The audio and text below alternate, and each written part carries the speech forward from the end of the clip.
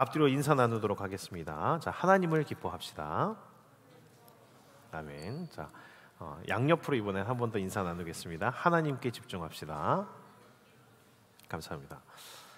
그러면 이제 교회로 살려면 원래 제목은 교회로 살려면인데요. 부제목이 있습니다. Good question, good Christian이라는 라임이 괜찮죠? Good question, good Christian이라는 제목으로 말씀 나누도록 하겠습니다. 여러분들에게 오늘은 좀 질문으로 한번 시작을 해보고 싶습니다. 여러분들 지금 혹시 어떤 생각하십니까? 지금 무슨 생각 중이셨습니까? 솔직하게 속으로 대답을 해보십시오. 어떤 말씀일까? 이걸 궁금해하는 사람도 있고, 내가 가스불을 안 잠궜나? 이런 생각, 아니면 끝나고 뭐 하지? 뭐 먹지? 이런 생각하실 수도 있는데 아마 여러 가지 생각들이 여러분들 가운데 있었을 겁니다. 이제 다음 질문을 해보겠습니다. 어떤 질문이냐면 이겁니다. 여러분들 가장 좋아하는 음식, 지금 당장 먹는다면 먹고 싶은 음식은 무엇입니까? 자, 생각해 보십시오. 하나, 둘, 셋. 물론 사준다는 거 아닙니다. 예. 어떤 음식 좋아하십니까? 한번 물어볼까요? 우리 용옥 형제 오늘 설거지 하느라 고생하셨는데 어떤 음식 지금 먹고 싶습니까? 용옥 형제, 전용옥 형제님, 먹고 싶은 음식 있으세요? 라볶이요? 잘 안 됩니다. 크게? 나초. 나초. 알겠습니다. 나초를 먹게 되는 은혜가 있을지어다. 나중에 저한테 전화하십시오. 좋습니다. 우리 한 번 더 살펴볼까요? 우리 한상현 형제님, 우리 혹시 먹고 싶은 음식? 난 이게 좋다. 짜장면. 좋습니다. 짜장면. 오케이. 우리 찬양팀으로 수고하는 우리 한상현 형제는 먹고 싶은 음식은 했더니 여긴 짜장면을 떠올렸고 여긴 나초를 떠올렸습니다. 이제 다음 질문 해보겠습니다. 여러분들이 가장 좋아하는, 지금 남자친구 여자친구 없는 사람만 이런 남자친구가 생겼으면 좋겠다, 이런 여자친구가 생겼으면 좋겠다, 오직 외모만 연예인으로 해서 한번 떠올려 보세요. 자, 하나 둘 셋. 자, 누구? 어떤 남자친구, 어떤 여자친구? 자, 지금 솔로인 사람 가운데서 한번 질문을 해볼까요? 이상형이 되는 어떤 연예인, 이런 사람이 어디 있나? 우리 시영 형제님, 혹시 가장 좋아하는 연예인, 그런 이상형의 상, 자매님이 있나요? 이런 연예인 스타일이면 좋겠다, 내 여자친구가. 하나 둘 셋. 누구요? 떠오르는 사람이 없어요. 그런가요, 정말? 알겠습니다. 솔직하지 못한 친구 같습니다. 자, 이제 마지막 질문입니다. 갑자기 여러분들에게 1,000만 원이 생긴다면 뭐 하고 싶습니까? 한번 생각을 해보세요. 그냥 1,000만 원이 생겼어요. 주운 것도 아니야. 주운 것도 위험하잖아요. 그냥 갑자기 그냥 생겼어. 딱 눈을 떴더니 그냥 1,000만 원이 딱 생겼어. 마음껏 써도 돼. 이런 1,000만 원이 생긴다면 여러분들 뭐 하고 싶습니까? 벌써 머리 굴리는, 벌써 미소가 가득해져요. 상상만으로 행복한가 봐. 컴퓨터 바꾸고 핸드폰 바꾸고 여행도 가고 여러 가지 생각들이 지금 떠오르는 게 느껴집니다. 지금 여러분들은 제가 무엇을 하고 싶었냐면은, 여러분들은 각자마다 여러 가지 다른 생각들을 하고 있었는데, 아니면 특별한 생각이 없었는데 갑작스럽게 어떤 계기를 통해서 종류는 달랐고 몇 가지 다른 점은 있었지만, 장르라고 한다면은 그 장르 가운데에서 일정한 생각들을 여러분들이 하기 시작했습니다. 제일 처음에는 음식을 떠올렸을 테고, 그 다음에는 어떤 연예인들 얼굴들을 떠올렸을 테고, 다음에는 생기지도 않을 돈을 어떻게 쓸까를 여러분들은 고민을 했었을 겁니다. 여러분들 머릿속 가운데 그러한 생각들이 스쳐 지나는 데 있어서 제가 했던 것은 여러분들이 협박한 게 아니었고 때린 것도 아니었고 대단한 노력을 기울인 것도 아닙니다. 다만 무엇을 하자 여러분들이 공통된 생각을 하기 시작했을까요? 질문입니다. 사람은 질문의 방향에 따라서 일정한 생각을 하기 시작합니다. 질문은 아무리 사소한 것이라도 사람이 그 질문을 듣게 되면은 나름대로의 머릿속에 생각이 스쳐 지나가게 됩니다. 이건 우리의 뇌 구조 자체가 그렇게 돼 있습니다. 질문을 들으면 나도 모르게 그 질문에 대해서 답을 생각하게 되는 것들이, 어떤 방향을 생각하게 되는 게 사람의 본능적인 구조입니다. 그렇다면 무엇이 중요하냐면, 어떤 질문을 듣느냐, 또 어떤 질문을 하느냐에 따라서 우리의 생각의 방향이 정해진다라는 것입니다. 오늘 본문도 그렇지만 신약 복음서를 보면은 예수님이 제자들을 가르치실 때 늘 사용하는 방식이 있습니다. 그게 뭐냐면 특히나 중요한 가르침을 할 때마다 예수님은 이것으로 시작합니다. 뭘로 시작하셨을까요?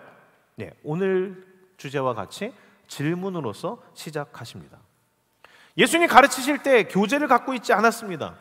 수학의 정석 이런 거 없었어요. 야, 오늘은 75페이지 35번째 줄 이런 거 줄거 막 이렇게 하시지 않으셨어요. 먼저 그 나라와 그 의를 구하라. 자, 이제 외우자. 줄거. 자, 동그라미 치고. 자, 이거 시험에 나온다. 이렇게 한 적이 없으셨어요. 예수님은 늘 질문을 하셨어요. 왜 그랬을까? 예수님께서는 우리가 생각하기를 원하시는 거예요.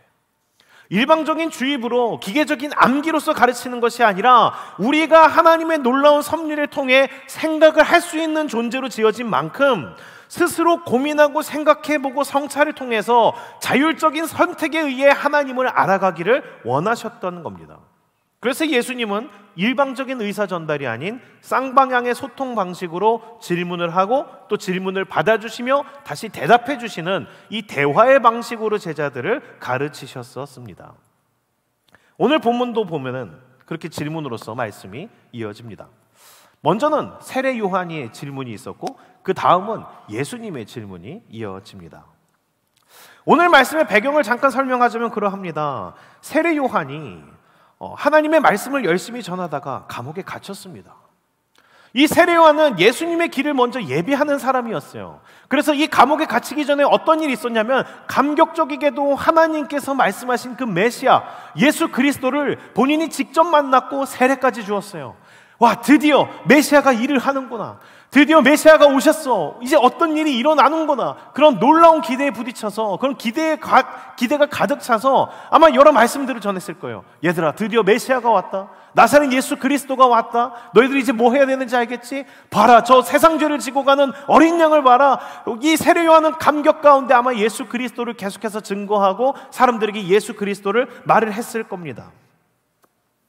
그런데 예수님이 분명히 메시아인 것을 알고 자기가 직접 예수 그리스도 머리 위에 성령이 임하는 것까지 들었어요. 봤어요. 예수를 경험했어요. 그런데 감옥에 갇혀있는 상황 가운데 의구심이 드는 거예요. 뭐냐면 이상하다. 이스라엘의 메시아가 왔는데, 구원자가 왔는데 왜 나라에 변화가 없지? 그 놀라운, 다윗과는 비교할 수 없는 그 놀라운 예수 그리스도 메시아가 이 땅에 왔는데 이제 로마의 압제를 타도하고 뭔가 기적을 일으키고 사람들에게 하나님의 능력을 엘리야처럼 보여주셔야 되는데 왜 너무 조용한 거지? 왜 나라가 안 바뀌는 거지? 왜 로마의 압제에서 벗어나지 않는 거지? 이스라엘이 왜 독립하지 않는 거지? 세례 요한은 하나님의 예언을 통해서 메시아를 알아보고 메시아에게 세례까지 주었지만 의아한 거예요. 세상이 너무 조용한 거예요. 그 가운데 의구심이 들자 제자를 보내서 감옥에 있는 채로 그러한 소식들을 기다렸는데 나의 이 압제도 풀어줄 것 같은데 너무나 조용하자 제자들을 보내서 다시 질문을 했던 겁니다. 그 질문은 이것이었습니다. 오신다고 했던 그분이 당신 맞습니까? 제가 당신이 그 오신다고 했던 그분이 맞다라는 걸 성령 가운데서 확인은 했지만 제가 잘 모르겠습니다. 지금 이 감옥 가운데 있는 상태로는 잘 모르겠습니다. 제가 다른 분을 기다려야 되는 겁니까? 당신 말고 조금 늦게 다시 다른 분이 오시는 겁니까? 당신이 오실 그분이 맞습니까? 그래서 여기에 대해서 예수님이 이 대답을 하셨습니다. 맹인이 보며 못 걷는 사람이 걸으며 나병 환자가 깨끗함을 받고 못 듣는 자가 듣고 죽은 자가 살아나고 가난한 자에게 복음이 전파된다. 이 말씀은 이사야서 35장에 예언된 메시아가 하실 일들에 대한 예언에 대한 말씀입니다. 쉽게 말해서 예수님이 뭘 얘기했냐면 맞아, 구약에 예언됐던 그 메시아가 내가 맞아. 구약에 예언됐던 그 일들을 내가 지금 하고 있어. 세례 요한은 메시아에 대해서, 오실 것에 대해서, 그분이 오신다는 것에 대해서 의심은 없었지만 세례 요한이 갖고 있던 생각은 일반 사람과 크게 차이점이 있지는 않았어요. 뭐냐면 나라의 독립을 기대한 거예요. 다윗과 같은 영웅적인 왕을 기대했던 거예요. 하나님이 보내실 그 메시아가 이루는 그 왕국을 이스라엘 정도로 생각한 거예요. 그래서 메시아가 오시면 이 타락한 이스라엘 땅이 회복되겠지.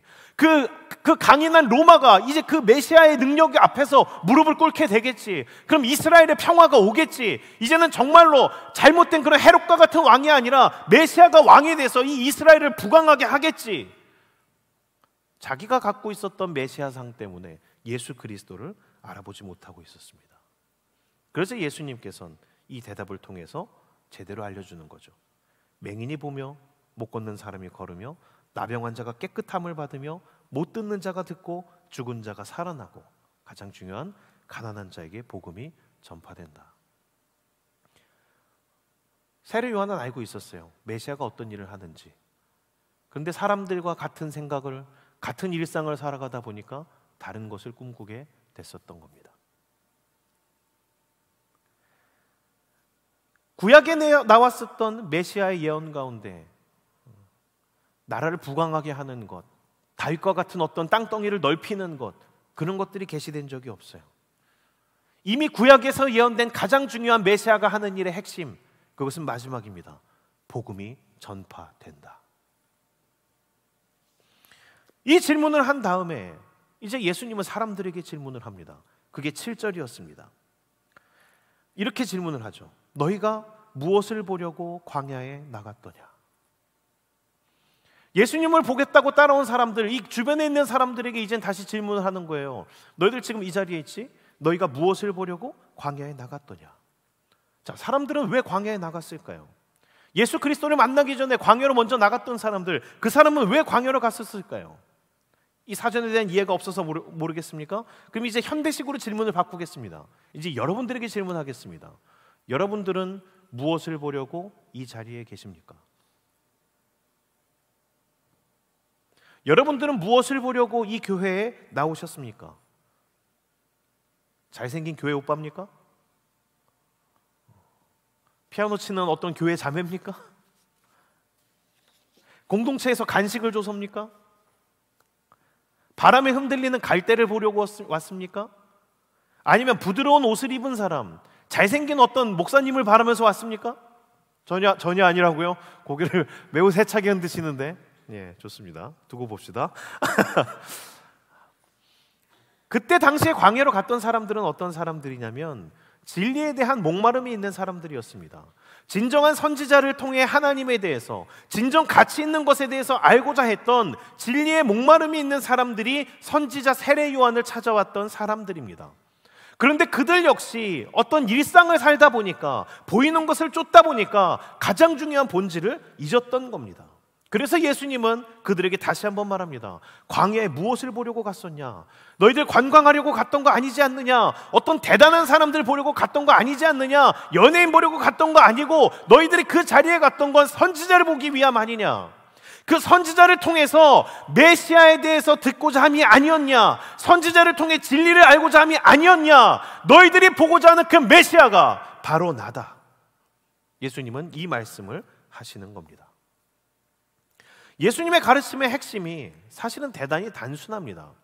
복음서에 나와 있는 모든 예수 그리스도의 질문은 사실 한 가지로 귀결됩니다. 무엇을 보는 쪽으로 가는가? 예수 그리스도가 메시아이심을 확인하는 쪽으로 가게 합니다. 본인, 길이요 진리요 생명인 자기를 다시 한번 믿음의 눈으로 볼 수 있도록 예수님의 질문은 항상 예수 그리스도를 향하게 합니다. 이것은 믿는 자들의 질문의 방향이 어디로 향해야 되는지를 보여주는 것입니다. 사람들이 보통은 질문을 할 줄로 아는데 질문을 잘 안 합니다. 한국 사람들은 더더욱 그렇습니다.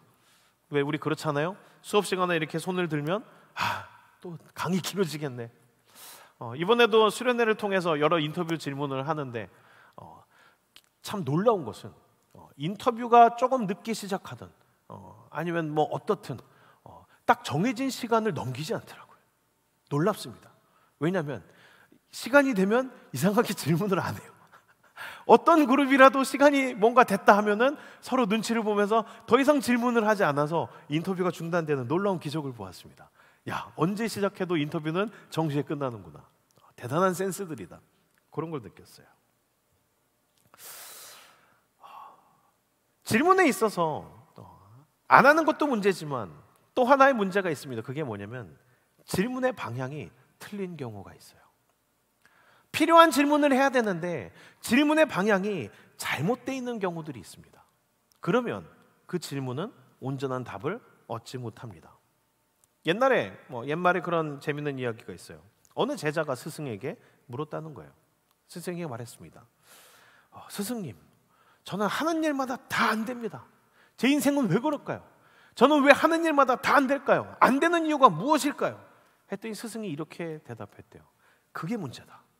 왜 안 되는지가 아니라 어떻게 해야 잘 되는지를 물어야 된단다. 질문의 방향이 맞아야 맞는 답을 찾게 됩니다. 어떤 아이 둘이 무거운 짐을 들고 버스를 탔대요. 한 아이가 무거운 짐을 들고서 낑낑거리면서 있는 거예요. 한 5분 10분 흔들리는 버스 안에서 고생을 하다가 친구한테 물었대요. 친구야, 왜? 너무 무겁고 힘들다. 어떻게 하면 좋지? 지금 넘어질 것 같은데 다리를 더 옆으로 벌릴까?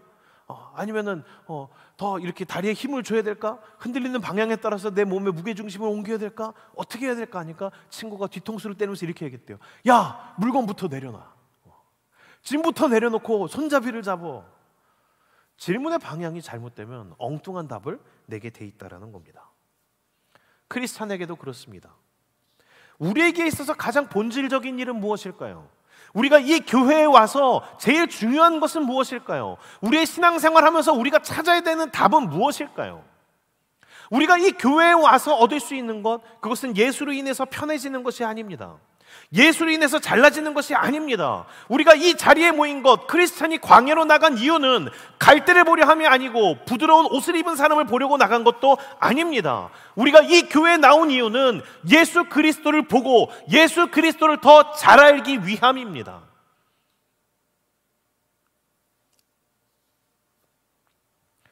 우리는 때로는 착각을 합니다. 예수를 믿겠다고 이 자리까지 모여서 예배자의 자리에 서놓고선 세상 사람과 똑같은 질문을 던지려 합니다. 이번에 취직이 될까요? 저는 남자친구가 왜 안 생길까요? 여자친구는 언제 생길까요? 나는 왜 이렇게 일이 안 풀릴까요? 어떻게 해야 행운이 굴러올까요? 예수님은 램프의 진이가 아니십니다. 예수님은 오늘 말씀을 통해 우리에게 질문을 하시는 거죠. 너 무엇을 보려고 이 자리에 왔느냐? 너 무엇을 보기 위해 이 자리에 있느냐? 진리를 보려고 온 것이 아니냐? 하나님께 예배하려고 온 것이 아니냐? 그렇습니다. 우리는 예수가 하나님이심을 믿기 때문에 이 자리에 모여 있습니다.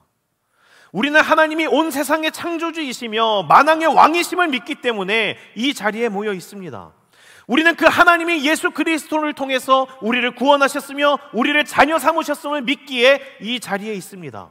우리는 이제 그리스도의 사람으로 예수님의 몸된 교회로 하나님의 영광을 나타내기 위해 부르심을 받아 이 자리에 모여 있는 겁니다. 이제 우리는 질문의 방향이 그래서 이 전제 가운데에서 새롭게 바뀌어야 됩니다. 우리의 질문은 어때야 됩니까? 내가 예수 그리스도의 은혜로 살았다라는데 그건 과연 어떤 의미인가? 나는 과연 예수로부터 어떤 은혜를 받았고 어떤 권세를 받았는가? 나는 부르심을 받은 교회로서 어떻게 살아야 하는가? 주님이 나에게 품으신 계획과 뜻은 무엇인가? 이 질문들이 필요하기 때문에 그래서 이번 수련회를 통해서 우리는 그 질문을 던지고자 교회로 살다라는 주제로 수련회를 했던 겁니다. 그래서 이번 수련회 가운데에서는 먼저 교회로 살고 있는 사람들, 그리고 우리나라 역사 가운데 먼저 교회로 살았던 사람들, 그 질문을 가지고 먼저 살아냈던 사람들을 보았습니다. 약 90년에서 100여 년 전에는 이 땅에 먼저 선교사님들이 오셨어요. 그 선교사님들의 일화 가운데에서 재밌는 것 하나는 그겁니다. 너무나 유명한 선교사님이죠. 언더우드 선교사님. 그 언더우드 선교사님이 이 조선 땅에 간다고 하자 언더우드 선교사님은 약혼자가 있었습니다. 그 약혼자가 언더우드 선교사님한테 이렇게 질문을 했대요. 조선이란 나라가 어디입니까? 그러니까 설명을 했죠. 그리고 묻는 거예요. 진지하게. 그곳에 병원은 있습니까? 언더우드가 대답하죠. 아니요. 그곳에 혹시 그럼 우리 결혼해서 약혼을 했으니까 결혼해서 애를 낳으면 애들을 가르칠 학교는 있습니까? 아니요. 그럼 그곳에서 어떻게 먹고 살고 어떻게 애를 키울지 아십니까? 아니요. 다 아니라고 대답하는 그 언더우드에게 약혼자가 마지막으로 묻습니다. 그럼 당신이 아는 건 뭡니까? 그러니까 언더우드가 이 대답을 했대요. 거기엔 복음을 기다리는 1000만 명의 조선인이 있습니다. 언더우드도 무엇을 할지를 알고 오지 않았어요. 근데 그 언더우드 선교사는 이 땅에 와서 아픈 사람이 너무 많구나. 병원을 짓는 거예요. 이 사람들이 갈 곳이 없구나. 배워야 되는데 학교가 없구나. 연희대학교, 연세대학교의 전신인 연희대학교를 만드는 거예요. 이 땅에 오신 수많은 먼저 교회로 살아갔던 사람들 어떻게 할지를 알고 간 게 아니라 가서 질문을 던집니다. 하나님, 여기서 뭘 해야 되죠? 저 사람들은 뭘 필요로 하죠? 저 사람들을 고치려면 어떻게 해야 되죠? 저 사람들에게 예수를 알게 하려면 어떻게 해야 되죠? 그 질문 가운데 하나님께서는 지혜와 힘과 능력을 주셨고 하나하나 일을 이루시어 오늘날 한국을 이루셨습니다. 그 질문을 여전히 오늘날에도 던지는 단체들이 많았습니다. 문화 가운데에서 어떻게 해야 이 복음을 사람들에게 와닿게 전할까? 문화 공연을 통해서 복음을 전하기 위해 애쓰는 사람들이 있었어요. 이 땅의 청소년들이 예수 그리스도를 모르는데 그럼 저 청소년들한테 어떻게 다가갈까? 청소년 사역단체를 만들어서 사역을 하는 사람들이 있었어요. 지금 안 믿는 청년들과 어떻게 교회에 접점을 마련할까? 청년 센터를 만들어서 청년들을 만나기 위해 고군분투하는 사람을 만났어요. 그렇게 각 분야와 자리마다 이미 교회로서 질문을 던지고 살아내는 사람들이 여전히 이 땅 가운데 많다라는 것을 우리는 보고 경험하게 되었습니다. 그렇습니다. 우리들에게 이 질문이 필요합니다. 나는 교회로 어떻게 살 것인가? 몇 명만 던지는 것이 아니라 우리 모두가 이 질문을 가지고 같이 걸어 나아간다면 놀라운 하나님의 영광과 하나님의 나라가 이 땅 가운데 임하는 것을 우리가 같이 보고 누리게 될 것입니다.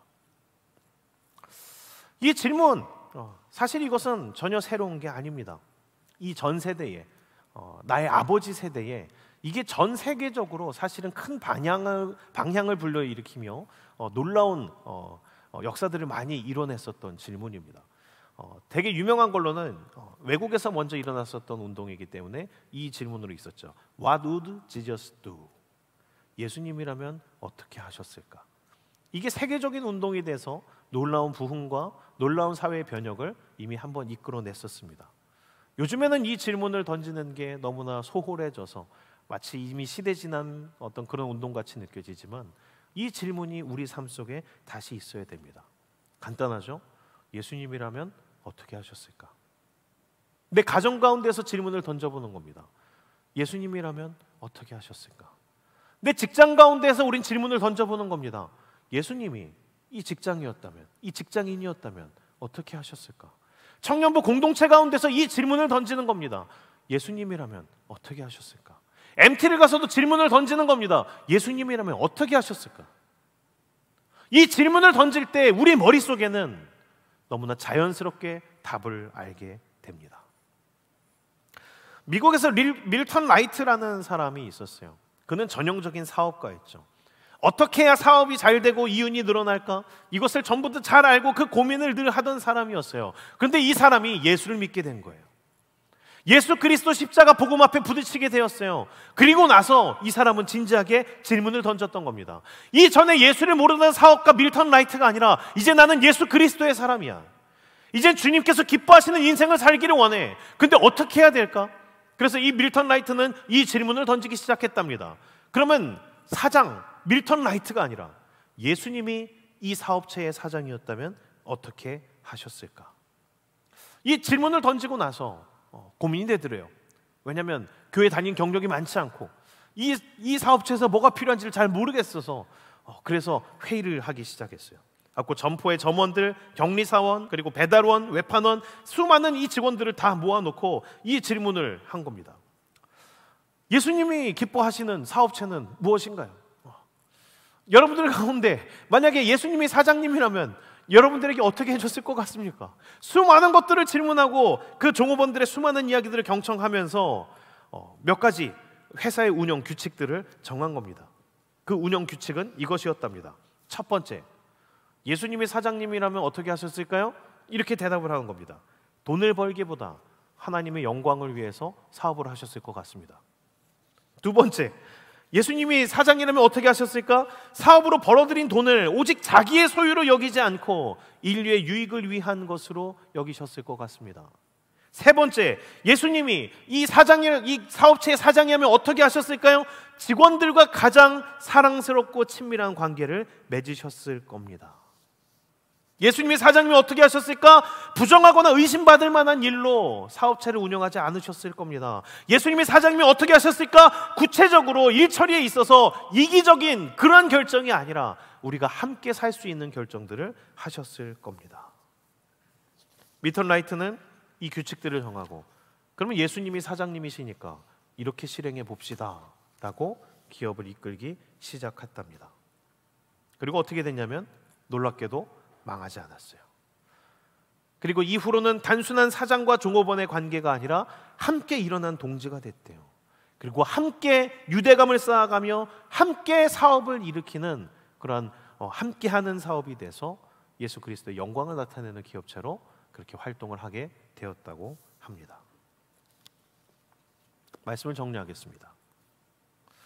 우리는 예수님을 알고도 본능적으로 엉뚱한 질문들을 던집니다. 무엇을 먹을까? 무엇을 마실까? 그런데 이미 하나님께서 우리에게 설명을 하셨고 말씀을 하셨습니다. 그 질문이 아니야. 먼저 그 나라와 그 의를 구해라. 우리에게 던져야 되는 질문, 무엇을 먹을까? 무엇을 마실까가 아닙니다. 왜냐고요? 하나님께서 여러분들의 필요를 아십니다.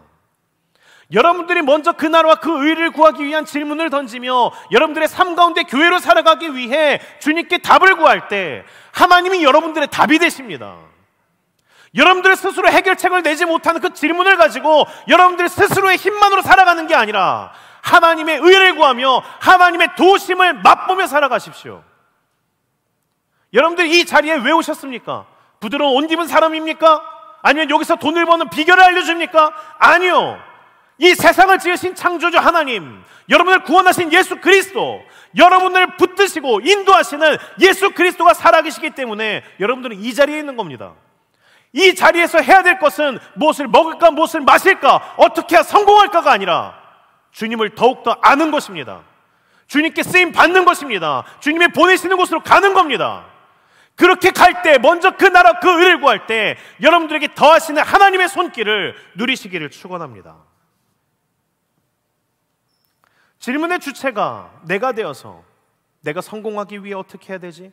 내가 편하게 살려면 어떻게 해야 되지? 내 목표를 실행하려면 어떻게 해야 되지? 이 질문이 여러분들에게 있으면 여러분들의 뇌는 여러분들이 준 질문에 따라서 답을 냅니다. 코딩이 그렇게 되어 있어요. 어떻게 해야 내가 편하지? 예배 가지 마. 어떻게 해야 내가 잘 살지? 야, 남 경쟁에서 이겨야지. 어떻게 해야 이쁜 여자친구를 얻지? 그건 불가능해. 여러분들이 내는 질문으론, 여러분들의 이기심 가운데 나온 질문으론 뻔한 대답을 얻습니다. 그런데 먼저 그 나라와 그 의를 구할 때 임진규도 결혼을 하는 거예요. 참고로 전 26년 동안 모쏠이었다가 제 와이프를 만나서 한 번에 결혼했습니다. 그럼 놀라운 만남의 축복이 있기를 축원합니다.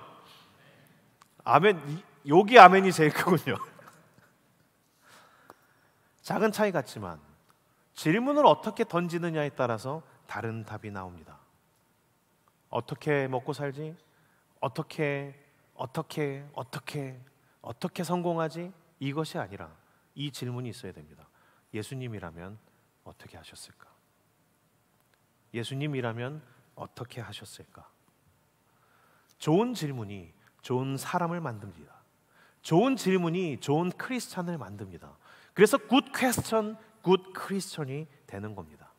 여러분들의 삶 속에 이 질문을 던지시고 그 질문에 대한 답을 살아내시기를 주의 이름으로 축원합니다.